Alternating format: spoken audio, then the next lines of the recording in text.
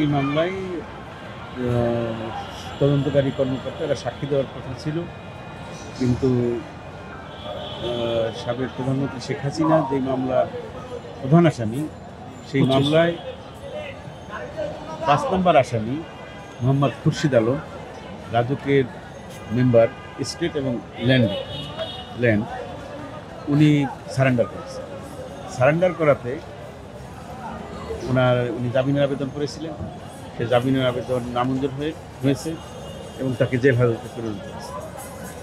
এবং সাবেক প্রধানমন্ত্রী শেখ হাসিনা যে মামলার প্রধান আসামি, সেই মামলায় আংশিক তদন্ত করেছেন সালাউদ্দিন। উনি জবানবন্দি দিয়েছেন, ওনার জেরা কমপ্লিট হয়েছে, শেষ হয়েছে। বান্ডেল থাকলে প্রতি সেনমানিতে টাকা বাঁচবে। বিকাশ সেনমানি বান্ডেল কিনে জিতুন প্রতি লেনদেনে। এবং পরবর্তীতে যিনি আয়ু হিসাবে আবার নিয়োগ পেয়েছেন জান্নাত কেয়া, ওনার জবানবন্দি শেষ হয়েছে এবং আংশিক জেরা সম্পন্ন হয়েছে। এই যে বললেন যে মাঝপথে জেরাকালীন সাক্ষ্যদানকালে তদন্ত কর্মকর্তাদের তারা এই সাক্ষ্য সমর্থন করে এই মামলাতে আসলে তারাও একজন অংশীজন হিসেবে আসামিপক্ষে নিযুক্ত হয়ে, এবং তার আইনজীবীও সেখানে আমরা দেখলাম যে জেরা করেছেন। যেহেতু আসামি পক্ষ উপস্থিত না থাকলে তো জেরার বিষয়টি আসতো না। তো ওইভাবে চাইনি আমরা, আদালতের প্রসিডিউর মেনটেন করি রায়ের জন্য বা জাজমেন্টের জন্য আমরা মামলা শেষ করব। কিন্তু যেহেতু তিনি বাংলাদেশের একজন নাগরিক, আইনের যেহেতু সুযোগ আছে তার সারেন্ডার করে আত্মসমর্পণ করে আইনের সহায়তা নেওয়া, কিন্তু সেটা নিয়েছি। আমরা বিরোধিতা করেছি, জামিনের বিরোধিতা করেছি, কিন্তু জামিন নামঞ্জুর করেছি। তাহলে কি আশা করছেন যে চলতি বছরেই কি মামলার কার্যক্রম শেষ হতে পারে? এটা তো আদালতের বিষয়। আমরা আমাদের না, যে প্রসিডিউর চলছে আগামী 3/11/2025 তারিখে পুনরায় জেরার জন্য আছে, তদন্তকারী কর্মকর্তাকে জেরার জন্য শুধু। এখন ওই দিন জেরা শেষ হলে হয়তো সাবেক প্রধানমন্ত্রী শেখ হাসিনা যে মামলার প্রধান আসামি বিশেষ 2025 মামলা, সেই মামলাটার সাক্ষী কার্যক্রমটা শেষ হবে।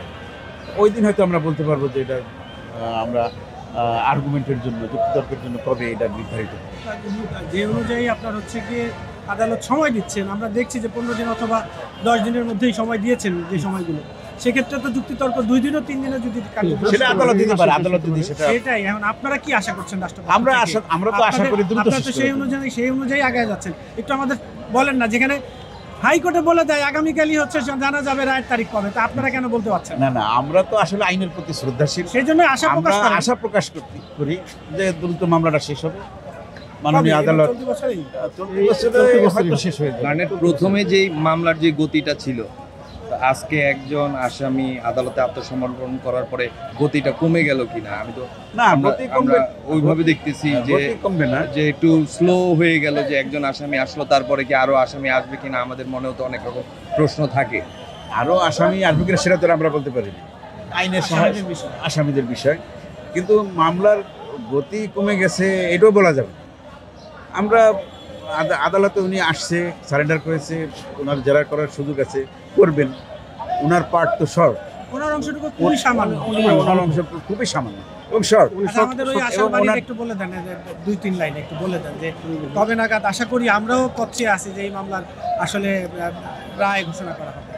আমরা তো আসলে এইটা বলা সম্ভব ঠিক হবে না, কারণ যেহেতু এটা আদালতে বিচারাধীন বিষয় এবং যে অনুযায়ী মানে হচ্ছে গিয়ে প্রসিডিউর আগাচ্ছে সেই অনুযায়ী আমরা আশা করি আগামী মাসের মধ্যে আমরা হয়তো কার্যক্রম সম্পন্ন করতে পারবো। একটা মামলার মতো